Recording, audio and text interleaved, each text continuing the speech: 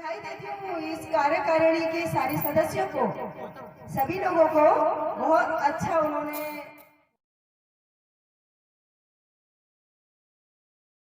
बहुत अच्छा पंडाल सजाया है, बहुत अच्छा प्रोग्राम भी कर रखा है और हमारा इंतजार करने के लिए बेचारों को बहुत ज्यादा हमारे इंतजार करने के लिए मैं बहुत बहुत खेद प्रकट करती हूँ, लेकिन साधुवाद भी है कि कम से कम इंतजार किया और बेचारों ने ढांढस बना के रखा। उसके लिए छोटे बच्चे हैं ये मेरे, बहुत ही अच्छे हैं, बहुत प्यारे हैं। मैं समझती हूँ कि आने वाले टाइम में ये इसी तरह और आगे बढ़े, बढ़ते जाए। बस ये मेरा कहना है। और थोड़ा संदेश दूंगी।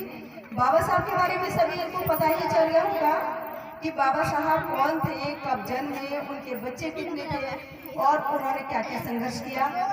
कभी कभी मैं इतनी भावुक हो जाती हूँ कि रोने लग जाती हूँ उनके बारे में सुनकर, उनके बारे में बहुत मनन करती हूँ, सोचती हूँ, तो मुझे बहुत दुख होता है। काश आप लोग भी इस चीज को सोचें और ये अपने ऊपर उतारे, तो मेरे ख्याल से देवी देवता आपके बिल्कुल पीछे हो जाएंगे, कोई देवी देवता आगे नहीं आएगा। लेकिन हमारे अंदर जो भय का भूत घुसा हुआ है कि अगर हम किसी व्यक्ति को या किसी व्यक्ति के कहने पे हम देवी देवता छोड़ते हैं, अकस्मात यानी कि अचानक कुछ हो जाता है, तो वो सोचते हैं कि देवी देवता के छोड़ने से ऐसा हुआ है। ऐसा नहीं है। ऐसा इसलिए नहीं है क्योंकि हमारे अंदर एक ताकत पैदा करनी है हमें, बहुत बड़ी ताकत, और हम लुट रहे हैं। लुटना नहीं है हमें। अब तुम सोचोगे मैं लुटने को क्यों कह रही हूँ। आप मंदिर जाते हो, कहीं हवन कराते हैं, शादी ब्याह में बुलवाते हैं, पंडित को वरीयता देते हैं। इवन जब बच्चा पैदा होता है तो आप उस बच्चे का नामकरण भी पंडित से करते हैं। बड़ा हो जाता है तो उसका ये अन्नप्राशन भी करते हैं। फिर शादी के खिलाफ नहीं है, हम पंडित की पंडिताई के खिलाफ है, हम उनके बातों के खिलाफ है, हम उनके विचारों के खिलाफ है, जिन्होंने हमें लाखों हजारों साल से हमें एक बंधन में बांध के रखा है और हमें डरा रखा है, भय का भूत दिखा रखा है। अब ऐसा करोगे तो ऐसा हो जाएगा, ऐसा करोगे तो ऐसा कुछ भी नहीं है, ऐसा कहीं कुछ नहीं है। हमें मैं सिर्फ इसीलिए आई हूँ कि आप लोगों को मैं ये कह सकूँ देवी देवता कुछ नहीं है, वो पत्थर की मूर्ति है। आप लोगों की पत्थर की मूर्ति आपके घर में नहीं होती। अगर वो पैसा देती, अगर वो लक्ष्मी पैसा देती तो आपके पास क्यों होती। वो वही होती जहाँ वो बनी है।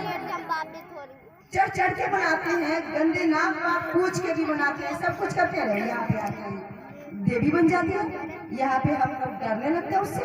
कितना बड़ा पागलपन है।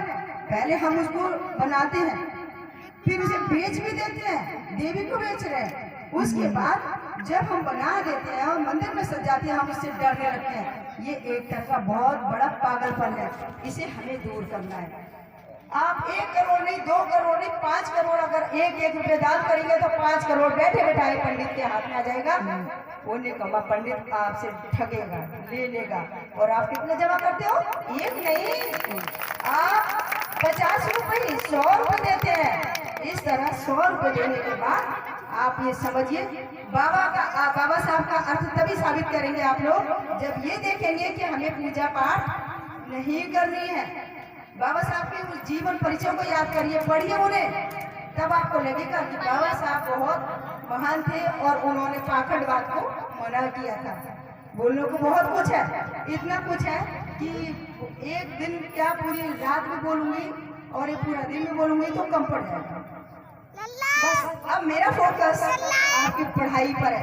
मैं ये चाहती हूँ जैसे मैं आपके यहाँ की बेटी हूँ और जितनी भी बेटियां हैं, बहुएं जो पढ़ी कोई बात नहीं, माएँ नहीं पढ़ी कोई बात नहीं, लेकिन जो हमारी आने वाली पीढ़ी है उसे पढ़ाना जरूर है। उसका कारण बताती हूँ। आने वाले समय में अगर तुमने इंटर नहीं किया तो ये समझ लेना कि तुम बिल्कुल कीड़े मकोड़ों की तरह रौंदे जाओगे। तुम्हें बिल्कुल भी वोट देने का अधिकार नहीं होगा। ये मनु का विधान दोबारा से लागू हो रहा है, बन के तैयार हो चुका है। इंटर नहीं किया तो आपको कोई पूछने वाला नहीं है, जानवर की तरह हो जाओगे। अब जो नहीं पढ़ा है वो उसको तो मजबूरी है, वो भी पढ़ सकती है, ऐसा कुछ नहीं है। अभी देखो दीदी ये कितनी साल की है, उसके बाद एमए भी किया है दोबारा से, मैंने भी दोबारा एमए किया है इसी साल। पढ़ाई की उम्र नहीं होती।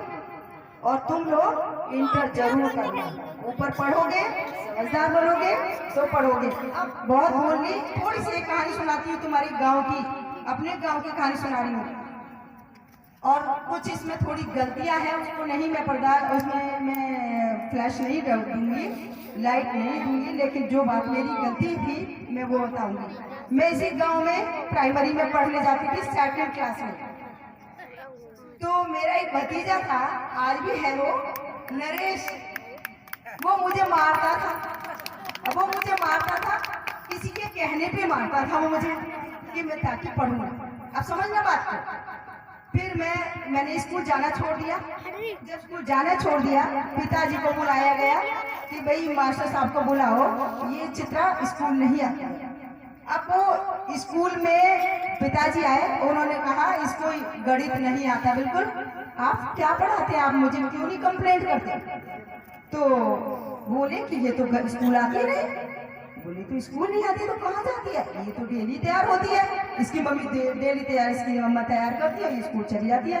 और मम्मी छोटे छोटे फ्रॉक व्हाइट कलर की, बहुत साफ सुथरी मेरी मम्मी रहती थी, जैसे कोई रह ही नहीं सकता इस गाँव में। तो वो ऐसे कपड़े मुझे पहना के भेजती थी।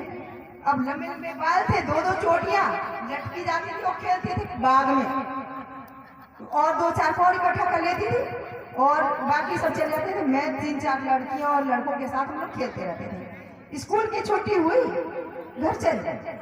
समझने बात को क्या बोल रही हूँ। आज मेरी मम्मी, पापा को नहीं कहूंगी मैं, आज मेरी मम्मी अगर इतनी पढ़ी लिखी उस समय की 5th क्लास की थी, अगर वो नहीं होती इतनी समझदार, माँ का रोल मेन होता है, तो समझो मैं आज पढ़ी नहीं होती, आज तुम्हारे सामने नहीं आई होती, ना मैं मंच पर भाषण देती, ना मैं कार चलानी होती, ना किसी तरह की गाड़ी चलानी, हो सकता है मैं हेलीकॉप्टर भी चलाने की उम्मीद रखती हूँ। ठीक है ना। तुम लोगों में कोई कैपेबिलिटी होनी चाहिए, और तुम लोगों में इतना वो समझ होनी चाहिए। उसके बाद क्या हुआ कि जब मैं नहीं गई तो पिताजी ने घर आके कहा, सोनो चित्रा स्कूल नहीं जाती है। अब पता लगा घर में मम्मी को कैसे कैसे हो सकता है। अगले दिन उन्होंने फिर से मुझे तैयार किया, इतने बड़े बड़े बाल, उन्होंने फिर चोटी करके भेजा, पूरी तैयारी के साथ चोटी गूंथ कर भेजा। पहले खोल के भेज देती थी, कई बार 2 चोटी इधर खोली और उस दिन गूंथ के भेजा। तो ले गई और एक पेड़ के पीछे खड़ी हो गई, समझना बात को, एक पेड़ के पीछे खड़ी हो गई। सब लोग गए और हम लोग 4-5 लड़कियां और लड़के 2-3 रुन्नू सब लड़के, ये भी रुक गए खेलने लगे। अब उसके बाद जब मम्मी ने देखा कि स्कूल लग गया और ये बाग में खेल रही है पार्टी का वगैरह, उसके बाद पार्टी का नहीं खेला मैंने। 2nd क्लास से कोई पार्टी का नहीं जानती कैसा होता है, क्या रूल्स रेगुलेशन कुछ नहीं पता मुझे, कोई क्या नियम है। अब उसके बाद जब उन्होंने देखा कि मैं स्कूल नहीं गई, उन्होंने मेरी दोनों चोटियां, और जैसे मरे हुए जो गाय भैंस को ले जाते हैं ना लटका के गिराते हुए, एक डंडी पकड़ी उसमें से, बाग में से बहुत बड़ा बाग था पीछे, डंडी पकड़ी और मारती हुई घसीटती हुई ले जा रही थी। दोनों चोटियां एक हाथ में, दूसरे हाथ में बैग लटका रखा था, और एक हाथ में चोटियां, और जिस हाथ में बैग था उसमें डंडी थी।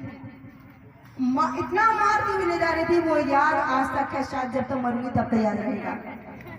वो मार कैसी थी, बहुत मीठी मार थी, बहुत प्यारी मार थी, बहुत ममतामयी मार थी। आज की लड़कियां सोच रही, अरे इतना पीटेंगे तो क्या होगा, हम तो नहीं जाएंगे, भाड़ में जाओ, कौन सोच रहा है। फिर उसके बाद घर आई, फिर उन्होंने फिर मुझे मारा कि बेटा घर जाएगी, स्कूल जाएगी, नहीं मैं नहीं जाऊंगी, नहीं स्कूल जाएगी, नहीं जाऊंगी मम्मी, नहीं जाऊंगा, मैं नहीं जाऊंगी। बोले आखिर वजह क्या है कि मुझे नरेश मारता है। समझ में आया, नरेश मारता है। नरेश क्यों मारता है वो बात की चीज है।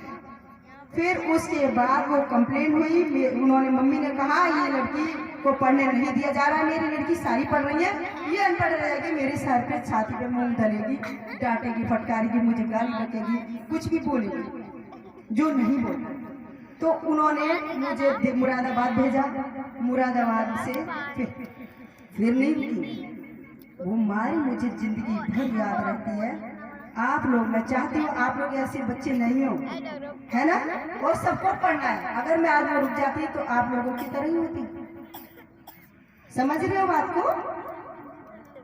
सोचो कि ये मार कितनी अच्छी। माँ बाप अगर नहीं भी कह रहे हैं तो भी तुमको जाना है स्कूल, और अगर कोई नहीं भी पढ़ाने कह रहा है इंटर तक, फिर भी तुम्हें स्कूल जाना ही जाना है। ये सोच लो, अगर कीड़े मकोड़ों की तरह तुम्हें अपना रौदे जाने का वो है, तो फिर तुम देखो अपना भाग्य, अपना भविष्य तुम खुद अपना बनाओगे, किसी और का नहीं। बस यही कहने में आई थी, और बहुत लेट भी हो गए हैं। और चंदन सिंह राजा हमारे मुख्य वक्ता हैं, वो बोलेंगे, बताएंगे, बाबा साहब के बारे में बताएंगे, सामाजिकता के बारे में बताएंगे, और सब बहुत सारी बातें हैं। उपा जी भी बैठे हैं, वो भी बताएंगे। सब जय भीम, जय भीम, बोल रहे जय भीम, जय संविधान। इनका बहुत बहुत धन्यवाद। अल्लाह करो इसे। हमारी बुआ जी ने कीमती समय निकालकर बोल लिया है ना, मैं दे दिया। जगाने का प्रयास किया। ये हमारी ताई जी आए और बाबा साहब के विचारों पर प्रकाश डालें।